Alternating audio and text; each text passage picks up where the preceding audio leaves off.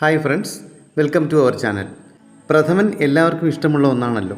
പലതരം പ്രഥമൻ നമ്മൾ കഴിക്കാറുണ്ട്. അതിൽ പൈനാപ്പിൾ പ്രഥമനാണ് ഇന്നത്തെ എൻ്റെ റെസിപ്പി. ഇപ്പോൾ നമുക്ക് പൈനാപ്പിളൊക്കെ സുലഭമായി കിട്ടുന്ന സീസണും കൂടിയാണ്. അപ്പോൾ നമുക്ക് വീഡിയോയിലേക്ക് പോകാം. ആദ്യമായി പഴുത്ത പൈനാപ്പിൾ ചെറിയ കഷ്ണങ്ങളായി മുറിച്ച് 2 ബൗളിലേക്ക് നമുക്ക് മാറ്റാം. ആദ്യത്തെ ബൗളിലുള്ളത് നന്നായി അരച്ചെടുക്കണം.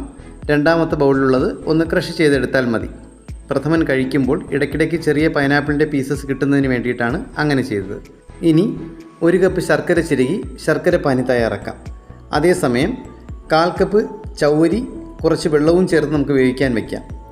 ഇനി ഒരു പാനിലേക്ക് 2 ടീസ്പൂൺ നെയ്യ് ചേർത്ത് കാഷ്യൂനട്ടും മുന്തിരിയും ഫ്രൈ ചെയ്ത് മാറ്റാം. അതിലേക്ക് വീണ്ടും ഒരു ടീസ്പൂൺ നെയ്യ് കൂടി ചേർത്ത് ചൂടായി വരുമ്പോൾ ഓരോ ബൗളിലേക്കുമുള്ള പൈനാപ്പിൾ ചേർത്ത് കൊടുക്കാം. അത് ഒന്ന് കുറുകി വരുമ്പോൾ ശർക്കര പാനി ചേർത്ത് കൊടുക്കാം. 5 മിനിറ്റ് ഇളക്കി യോജിപ്പിച്ച ശേഷം ഏലക്ക പൊടിച്ചത് ചേർക്കാം. ആവശ്യമെങ്കിൽ 1 ടീസ്പൂൺ നെയ്യും കൂടി ചേർക്കാം. ഒന്ന് കുറുകി വരുമ്പോൾ വേവിച്ചു വച്ചിട്ടുള്ള ചൗവരി ചേർത്ത് കൊടുക്കാം. അത് ഇളക്കി യോജിപ്പിച്ച് അത് കുറുകി തുടങ്ങുമ്പോൾ 1-ാം പാൽ ചേർത്ത് കൊടുക്കാം. ഞാനിവിടെ 1-ാം പാൽ മാത്രമേ ചേർക്കുന്നുള്ളൂ. അത് ചെറുതായി തിളച്ച് വരുമ്പോൾ നെയ്യിൽ വറുത്ത കാഷ്യൂനട്ട്, മുന്തിരി എന്നിവ ചേർത്ത് നമുക്ക് സ്റ്റൗ ഓഫ് ചെയ്യാം. നല്ല 1-ാം തരം പൈനാപ്പിൾ പായസം ഇവിടെ റെഡി ആയിട്ടുണ്ട്. ഞങ്ങളുടെ ചാനൽ ആദ്യമായിട്ട് കാണുന്നവരാണെങ്കിൽ ഞാനിടുന്ന വീഡിയോസ് നിങ്ങൾക്ക് ഇഷ്ടമാവുകയാണെങ്കിൽ ഒന്ന് സബ്സ്ക്രൈബ് ചെയ്ത് സപ്പോർട്ട് ചെയ്യാൻ മറക്കല്ലേ.